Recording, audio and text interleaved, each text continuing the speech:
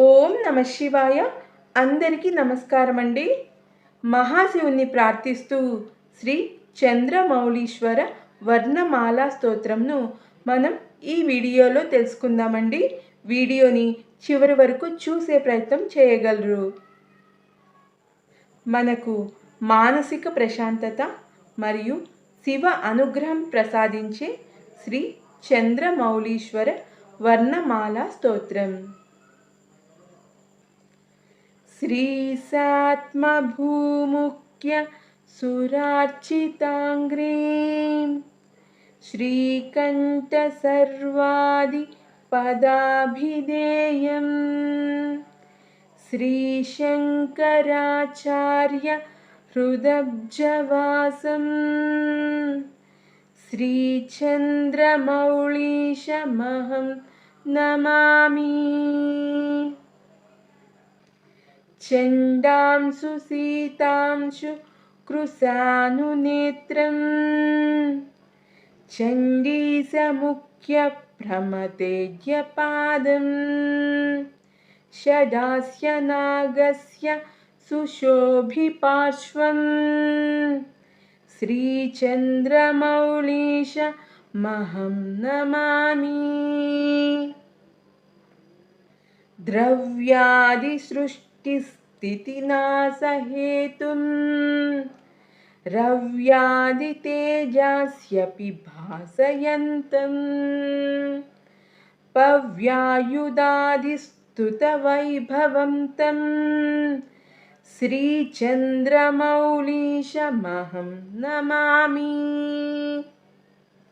मौलिस्फुरज्जह्नुसुतासितांशुं व्यालेशसंवेष्टितपाणिपादं शूलादिनानायुधशोभमानं श्रीचन्द्रमौळीशमहं नमामि। लीलाविनिर्धूतकृतान्तदर्पं शैलात्मजासंश्रितवामभागं शूलाग्रनिर्भिन्नसुरारिसङ्घं श्रीचन्द्रमौळीशमहं नमामि। शतैः श्रुतीनां परिगीयमानं यतैर्मुनीन्द्रैः परिसेव्यमानं नतैः सुरेन्द्रैरभिपूज्यमानं श्रीचन्द्रमौळीशमहं नमामि। मत्तेभकृत्या परिशोभिताङ्गं चित्ते यतीनां सततं वसन्तं वित्तेशमुख्यैः परिवेष्टितं तं श्रीचन्द्रमौळीशमहं नमामि। हंसोत्तमैश्चेतसि चिन्त्यमानं संसारपातोनिधिकर्णधारं तं सामगानप्रियमष्टमूर्तिं श्रीचन्द्रमौळीशमहं नमामि। नतागहं नित्यचिदेकरूपं सतां गतिं सत्यसुखस्वरूपं हतान्धकं हृद्यपराक्रमं तं श्रीचन्द्रमौळीशमहं नमामि।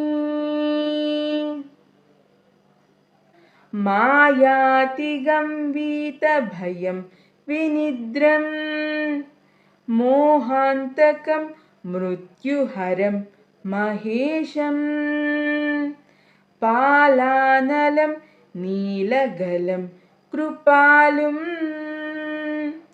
శ్రీచంద్రమౌళీశ మహం నమామి.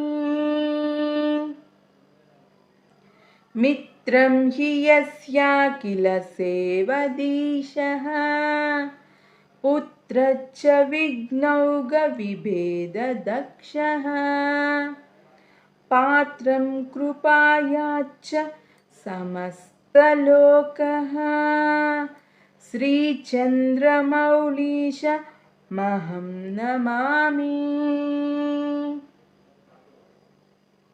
ఇతి శ్రీ చంద్రమౌళీశ్వర వర్ణమాలా స్తోత్రం.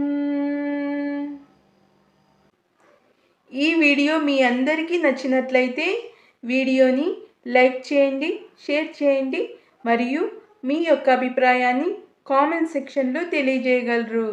మరిన్ని డివోషనల్ వీడియోస్ కోసం మన లలిత తెలుగు డివోషనల్ ఛానల్ని సబ్స్క్రైబ్ చేసుకొని సపోర్ట్ చేయగలరు. ఓం నమః శివాయ. ఓం శ్రీ నీలకంఠాయ. స్వస్తి.